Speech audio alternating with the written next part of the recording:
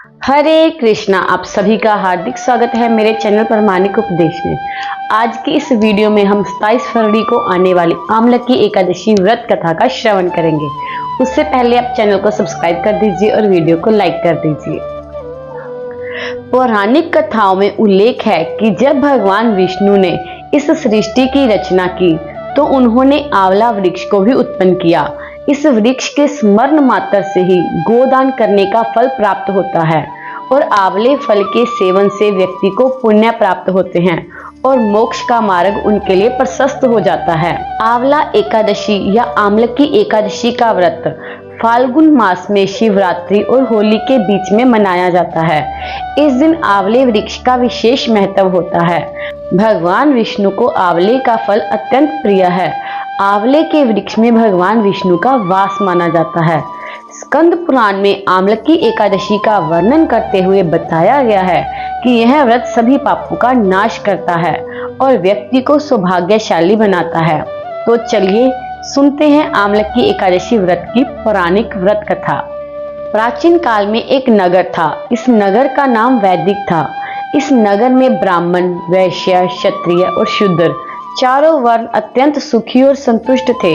नगर में सदा उनके मंगलमय स्वर गूंजते रहते थे। वहां कोई भी पापी, दुष्ट या नास्तिक नहीं था।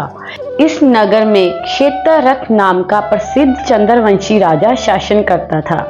वह राजा बहुत ही विद्वान और धार्मिक प्रवृत्ति का था। राज्य में कोई भी गरीब या कंजूस नहीं था। वहां के सभी निवासी भगवान विष्णु के भक्त थे और वहां के लोग आंवला एकादशी का व्रत बहुत ही श्रद्धा और भक्ति भाव से करते थे। एक बार फाल्गुन मास के शुक्ल पक्ष की आमलकी एकादशी आई।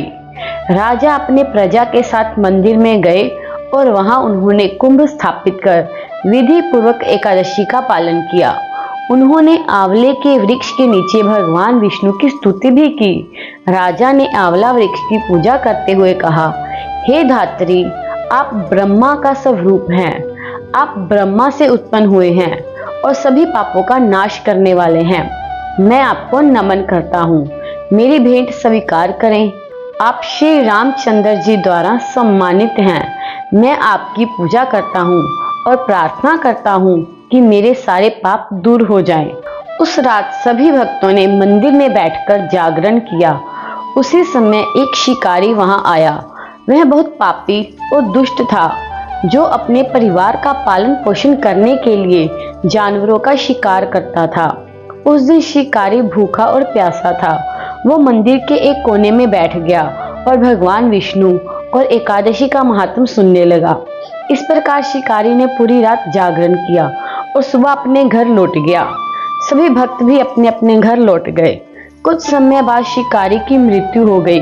आमलकी एकादशी के व्रत और जागरण के प्रभाव से शिकारी अगले जन्म में राजा के यहाँ पैदा हुआ। उसका नाम वसुरथ रखा गया। जब वो बड़ा हुआ और राजा बना तो उसके पास विशाल सेना थी। उसका राज्य धन धान्य से पूर्ण था। उसकी शक्ति चंद्रमा के समान थी, पराक्रम भगवान विष्णु के समान, स्थिरता पृथ्वी के समान थी। एक दिन राजा वसुरथ शिकार के लिए जंगल गए।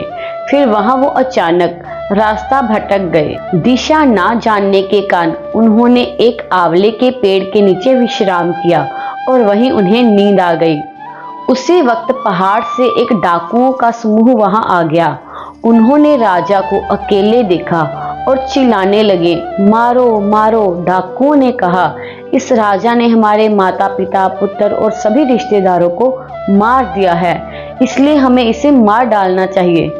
ये कहते हुए डाकुओं ने राजा पर हथियार से हमला करना शुरू कर दिया। जब डाकुओं ने राजा पर पहला हमला किया तो ऐसा लगा जैसे उनके हथियार राजा से टकराते ही फूल बन गए हों। उनके सभी हथियार उल्टे उन पर ही वार करने लगे और ऐसा होते ही सभी डाकू बेहोश हो गए। उसी समय राजा के शरीर से एक दिव्य देवी प्रकट हुई। वो अत्यंत सुंदर थी और सुंदर वस्त्र और आभूषण धारण किए हुई थी। उनकी आंखों से लाल अग्नि की किरणें निकल रही थी। देवी ने तुरंत डाकुओं पर आक्रमण किया और उन्हें मार दिया। जब राजा वसुरथ जागे तो उन्होंने डाकुओं को मृत पाया और सोचा कि इन दुश्मनों को किसने मारा, इस जंगल में ऐसा मेरा शुभ चिंतक कौन है।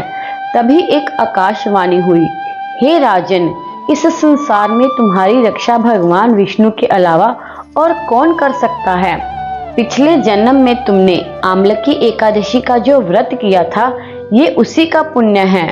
आकाशवाणी सुनने के बाद राजा अपने राज्य खुशी खुशी लौट आए और शासन करने लगे। तो ये थी आज की हमारी आमलकी एकादशी की पौराणिक कथा। जो भी इस व्रत कथा को श्रद्धा पूर्वक सुनता है या पढ़ता है, उसके सभी कार्य सफल होते हैं। और कहते हैं कि यदि कोई इस आमलकी एकादशी व्रत का पालन पूरी विधि विधान से करता है तो उसके पिछले जन्म के सारे पाप नाश हो जाते हैं। और यदि आपको ये एकादशी व्रत कथा अच्छी लगी हो तो कमेंट में हरे कृष्णा जरूर लिखिए। हरे कृष्णा।